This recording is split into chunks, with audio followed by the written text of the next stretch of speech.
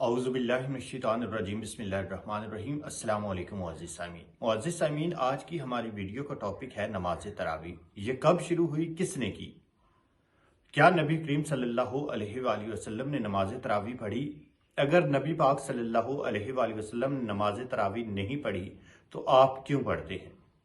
یہ سب جاننے کے لیے آئیے دوستو چلتے ہیں ویڈیو کی طرف۔ علیہ وسلم جیسے ہم 5 نمازیں پڑھتے ہیں، اس کے ساتھ ایک زائد نماز پڑھتے تھے جس کو تہجد کی نماز کہا جاتا ہے، کہ یہ نماز آپ پر فرض کی گئی تھی، قیام اللیل بھی کہتے ہیں۔ حضور نے ایک رمضان میں یہ بتایا جاتا ہے کہ اپنے حجرے سے باہر نکل کر نماز پڑھنا شروع کر دی۔ لوگ بالعموم اس زمانے میں مسجد میں بھی رات میں بیٹھے ہوئے تھے عبادت کرنے کے لیے۔ جب انہوں نے دیکھا کہ حضور اپنے حجرے سے باہر آ گئے ہیں اور آپ نے نماز باہر آ کے پڑھنا شروع کر دی ہے، تو وہ پیچھے نماز پڑھنے لگ گئے۔ اگلے دن اور زیادہ لوگ جمع ہو گئے، اس سے اگلے دن اور زیادہ لوگ جمع ہو گئے۔ یہ تہجد ہی کے وقت میں حضور نے پڑھی ہے۔ چنانچہ بخاری کی روایت میں فی جوف اللیل کے الفاظ ہیں، یعنی یہ کوئی عشاء کے بعد حضور نے نہیں پڑھی۔ جب 3 دن لوگ جمع ہوئے اور چوتھے دن پھر دیکھا کہ مسجد بھر گئی ہے، حضور باہر تشریف نہیں لائے، تو آپ نے فجر کے وقت جب آپ نماز پڑھانے کے لیے آئے تو لوگوں سے یہ کہا کہ مجھے اس بات کا اندیشہ ہوا، مجھے معلوم تھا کہ تم سب لوگ آئے ہوئے ہو، لیکن مجھے اندیشہ ہوا کہ یہ کہیں تم پر فرض ہی نہ کر دی، پھر تم اس کا حق نہیں ادا کر سکو گے۔ تو حضور نے اس کے بعد لوگوں کو یہ توجہ دلائی اور بس معاملہ ختم ہو گیا۔ لوگ اپنے طریقے پر یہ نماز پڑھتے رہے۔ حضور صلی اللہ علیہ وسلم ہی کے بارے میں یہ معلوم ہوتا ہے کہ بعض لوگوں نے آپ سے تہجد کی نماز کے بارے میں یہ پوچھا کہ کیا ہم اس کو عشاء کے ساتھ ملا کے پڑھ سکتے ہیں، کیونکہ بہت سے لوگ ایسے ہوتے ہیں جن کے لیے نیند توڑ کر اٹھنا مشکل ہوتا ہے۔ یعنی یہ سوال تہجد کی نماز کے بارے میں کیا گیا، تو حضور نے کہا کہ ہاں ٹھیک ہے، تم عشاء کے بعد پڑھ سکتے ہو۔ تو لوگوں نے عشاء کے بعد بھی نماز پڑھنا شروع کر دی۔ حضور کے بعد بھی لوگ عشاء کے بعد پڑھتے رہے، کچھ لوگ صبح کے وقت اٹھ کے پڑھتے رہے، کچھ لوگ مسجد میں آگے پڑھنے لگ گئے۔ کچھ لوگوں نے یہ خیال کیا کہ چونکہ اس میں ہمیں قرآن زیادہ سے زیادہ پڑھنا ہوتا ہے اور یہ بات معلوم ہوتی ہے قرآن مجید سے، تو انہوں نے جن لوگوں کو زیادہ قرآن یاد تھا ان کی اقتداء میں ان کو امام بنا کے نماز پڑھنا شروع کر دی۔ سیدنا عمر رضی اللہ عنہ نے یہ محسوس کیا کہ یہ ٹھیک نہیں ہے۔ انہوں نے یہ کہا کہ اگر تم یہ پڑھنا ہی چاہتے ہو تو ایسے کرو کہ ایک آدمی کو امام مقرر کر لو۔ چنانچہ انہوں نے ایک صاحب کو اس کا امام مقرر کر دیا۔ تو بھائی نبی صلی اللہ علیہ وسلم سے رمضان میں الگ سے جماعت کے ساتھ 3 دن تراویح پڑھانا ثابت ہے، لیکن اس کو آپ نے تراویح کا نام نہیں دیا۔ ابو بکر رضی اللہ نے بھی اس کو تراویح کا نام دیا، حضرت عمر نے بھی نام نہیں دیا۔ تہجد کی نماز جماعت سے نہیں پڑھی جاتی۔ نفل نماز میں لوگوں کو بلا کے اکٹھا کر کے اتنی بڑی جماعت قائم کرنا بدعت ہے۔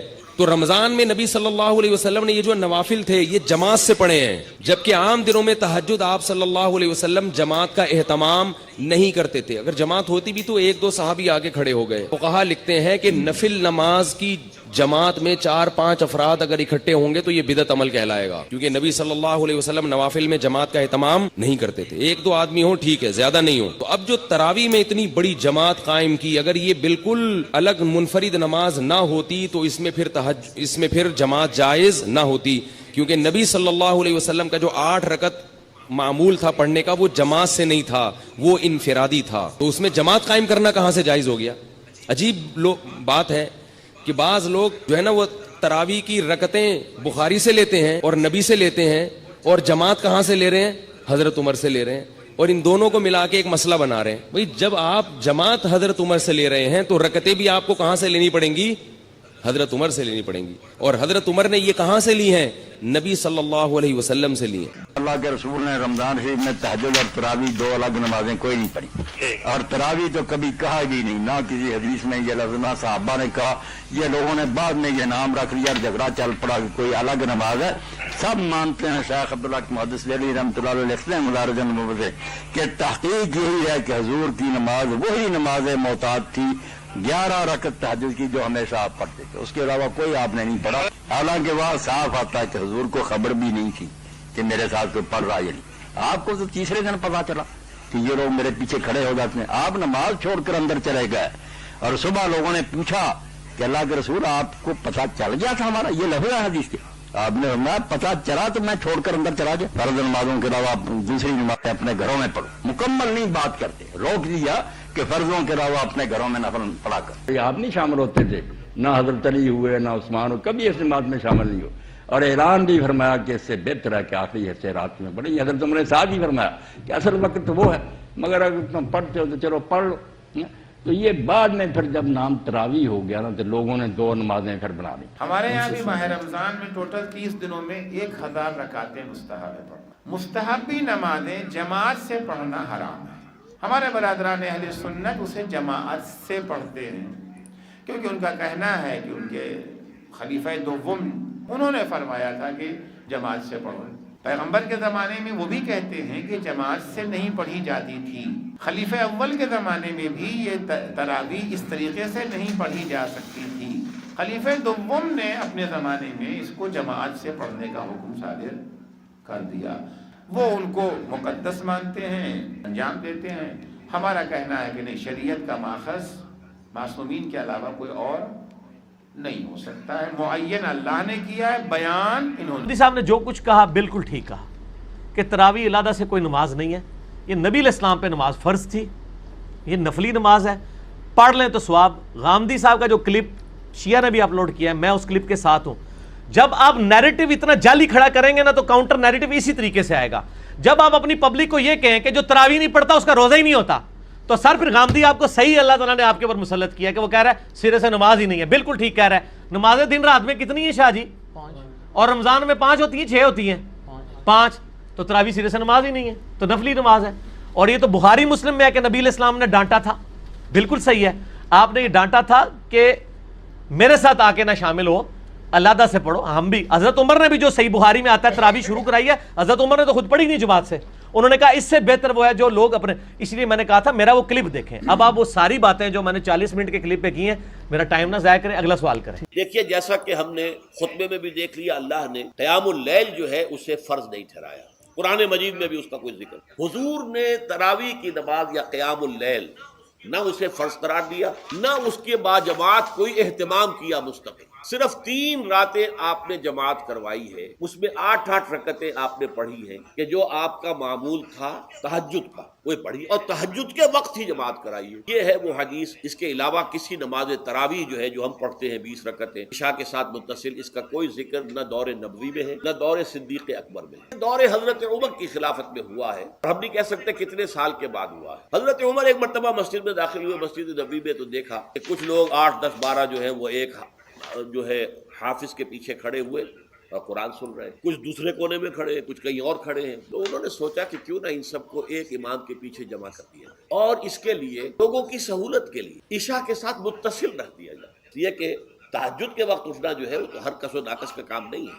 लिहाजा आपने ये निज़ाम तजवीज़ फरमाया कि इशा के मुत्तसिलन बाद 20 रकत नमाज पढ़ी जाए और एक इमाम के पीछे पढ़ी। ये गोया कि इज्तिहाद है हजरत उमर रज़ी अल्लाह ताला अन्हु। इसको आपने खुद बिदअत भी करार दिया है, लेकिन बिदअत हसना नई बात, इसलिए कि हुजूर के जमाने में नहीं थी। मुअत्ता इमाम मालिक में हजरत उमर फारूक रज़ी अल्लाह ताला अन्हु अब्दुर्रहमान बिन औफ के साथ मदीने का गश्त कर रहे हैं। रमजान का मौसम है, रात का वक्त है, तरावीह का वक्त।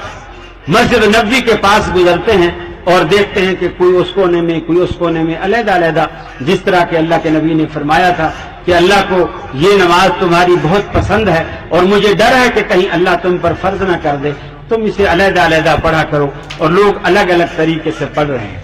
हजरत उमर ने समझा कि अल्लाह के नबी ने 2 बातें की थी। एक तो ये की थी कि अल्लाह को तुम्हारा मिलकर नमाज पढ़ना पसंद है। दूसरी ये वजह बताई कि मैं जमात को इसलिए तर्क कर रहा हूं कि कहीं अल्लाह अपनी ये पसंद तुम पर फर्ज न कर दे और फिर तुम इसको निभा ना सको। लिहाजा आज अल्लाह को ये नमाज कितनी भी पसंद हो, चूंकि अल्लाह का नबी हम में मौजूद नहीं है, जिब्रील हमारे पास तो आने से रहा, फर्ज ये नहीं हो सकती।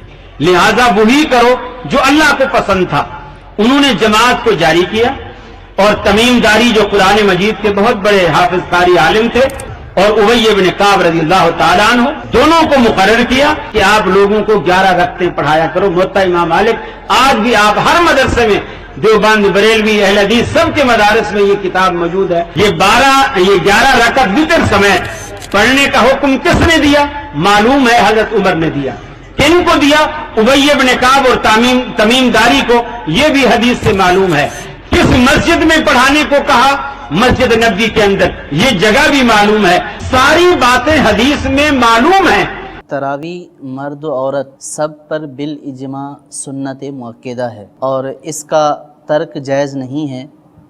इस पर खुलफाए राशिदीन रज़ियल्लाहु ताला अन्हुम अजमाइन ने مداومت فرمائی، یعنی ہمیشگی سے اس کو ادا فرمایا۔ اور سرکار صلی اللہ تعالیٰ علیہ وسلم کا یہ فرمان ہے کہ میری اور میرے خلفائے راشدین کی سنت کو لازم سمجھو۔ تو جب خلفائے راشدین نے بھی اس کے اوپر ہمیشگی فرمائی، سرکار صلی اللہ تعالیٰ علیہ وسلم نے بھی اس کو ادا فرمایا اور اس کو پسند بھی فرمایا، لیکن سرکار صلی اللہ تعالیٰ علیہ وسلم نے اس کا ترک بھی فرمایا، اس اندیشے کی بنا پر کہ کہیں امت کے اوپر فرض نہ ہو جائے۔